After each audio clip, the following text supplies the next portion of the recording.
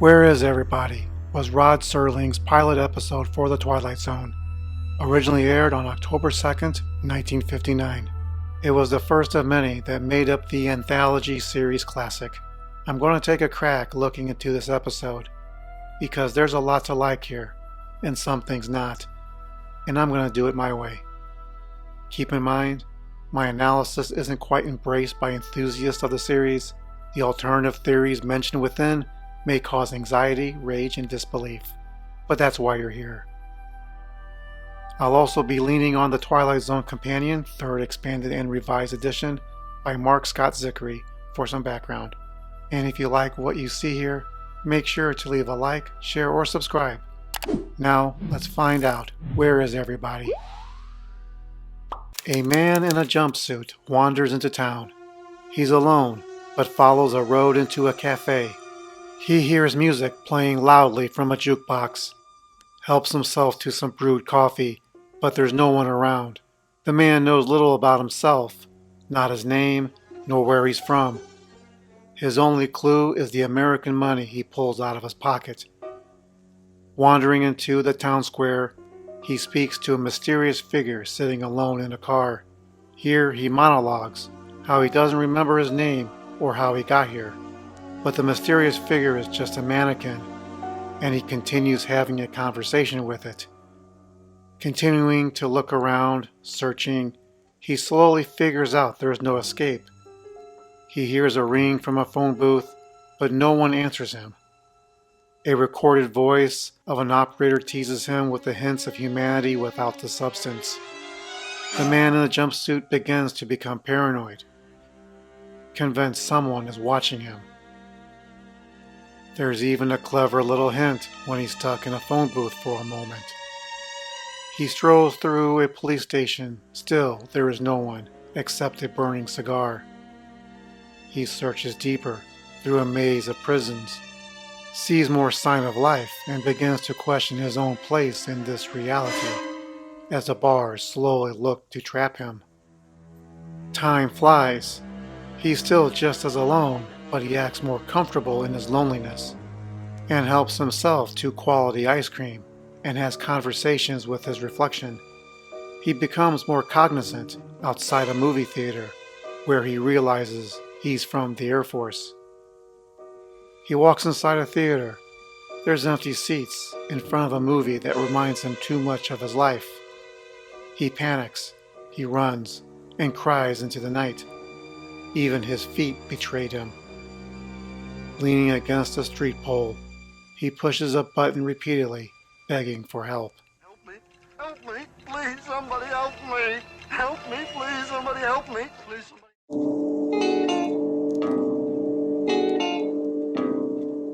Mike Ferris was an astronaut in training and spent nearly 3 weeks in an isolation chamber with wires attached, monitoring him.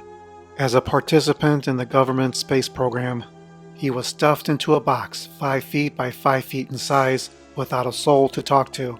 The loneliness and isolation made him hallucinate and live a nightmare where he was all alone, but always watched. He's carried away, his career in jeopardy, remembering a horrific place he never wants to return. Strangely, he doesn't name the isolation chamber, only the nightmare it's capable of sending him to. One thing I found fascinating when analyzing Where Is Everybody? The story is told as a dream, as Mike Ferris realized. It mirrors many of its tropes, at least as I understood. The first, a quality in most dreams I experienced, is starting in the middle. Ferris just shows up. There is no prologue, no backstory, no explanation. He's just there.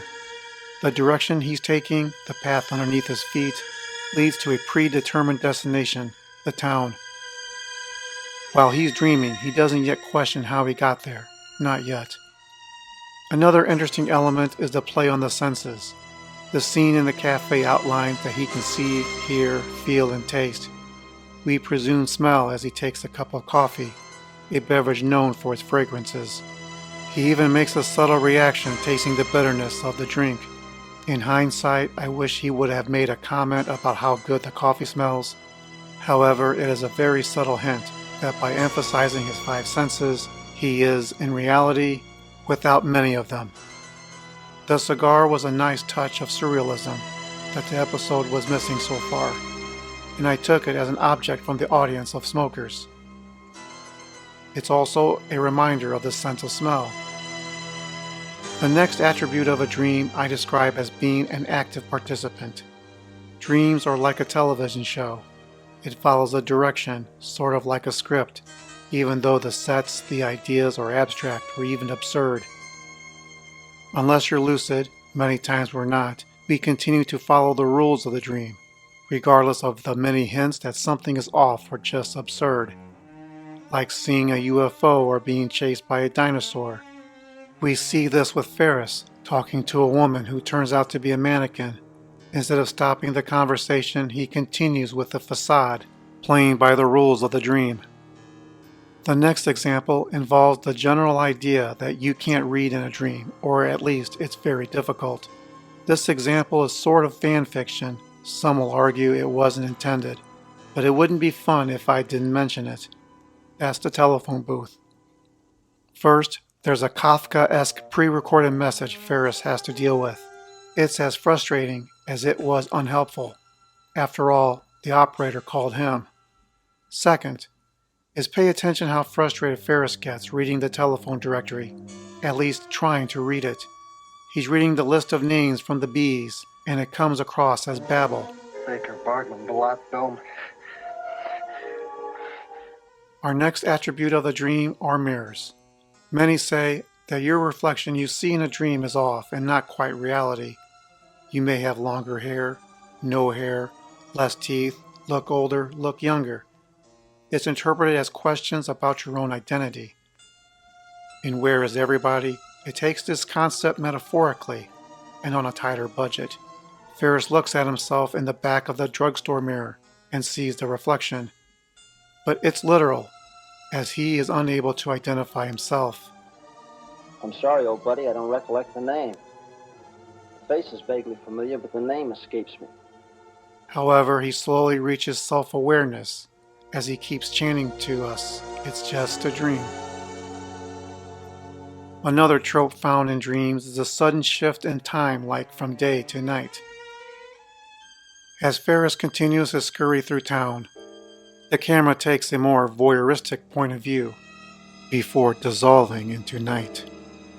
Sure, it's a jump cut, and likely a commercial break in between, but this is what we see through Ferris's dream, who still is playing by the rules and not trying to leave town. He wanders around the cinema and has a solid clue who he is. Someone from the Air Force.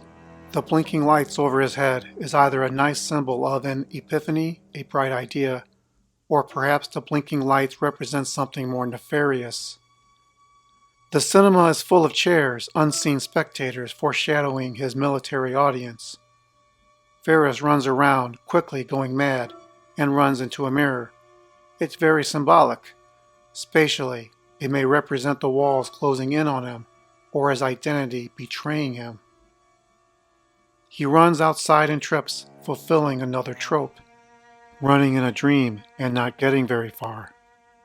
He falls down twice, in fact. Ferris is broken, tired, and defeated. He can't cross the street without help. Symbolically, he will go no further. This takes us to the transition from dream to a dystopian epilogue. We get an image of a man, the star of his own closed-circuit television show, with a single glowing bulb over his head, pleading for help to literally unmoving men in uniform comfortably in their seats enjoying a smoke. Just as we were looking through the glass of television, the vaulted executives and VIP sponsors were disguised in uniforms, looking through the glass of an observation monitor watching their pilot. It's easy to forget that the episode was first made for TV executives. We get spoon-fed exposition that's likely a direct communique between Serling to the decision-makers he wanted to please. It comes from the mouth of a military general who takes command of the soundstage and pulls nothing less than a coup as the most important character. Lapdog journalists, who I think represented the audience, listened to his every word. They apparently had been waiting very politely outside the doors for 2.5 weeks. The general makes a passionate, if not defensive, speech about his space program. Where is Everybody aired 2 years after the Soviet Union launched Sputnik, with the United States hastily tried to catch up. President Eisenhower signed into law the creation of NASA just 2.5 months before this episode was first seen on TV. The kicker here is how important the general is made late in the story. The more screen time he grabs, the less important Mike Ferris's story becomes. It really shows when the camera frames him, when he speaks in front of the audience. The camera is subservient and looks up to him, giving the general prominence. Conversely, when others speak, the camera is raised at eye level. This respect is only given to one VIP. Cinematically speaking, I think this was undeserving. The general was late and inconsequential to the story. His role was exposition and to tie up all loose ends. And I stand by that this was a moment of dystopia. It's a parallel universe where America didn't lead the world in space exploration, when projects, experiments, and simulations ran into one roadblock after another, whether it's human or technological. Science is challenged by the unknown and unproven, financed by society when no one dared question what was the human cost to reach where no man has gone before. This was one of the episodes where the questions were more intriguing than the answers. It had just enough touches of surrealism, and the vague hints of nuclear war or otherwise man-made calamity had us thinking Ferris was the last man on Earth. I would rank this as a solid episode, into the third dimension out of 5. Where is Everybody plays a couple tropes that will be revisited in the future. Tag them isolation and it's not easy being an astronaut. There are many great channels that discuss the Twilight Zone. If you made it this far, I thank you. This is Mr. G of Synergy, leaving you with these final words. Mike Ferris is last seen carried off and having yet another conversation with an inanimate object. No, he's not going to the moon. He's staying right where he is, in the Twilight Zone.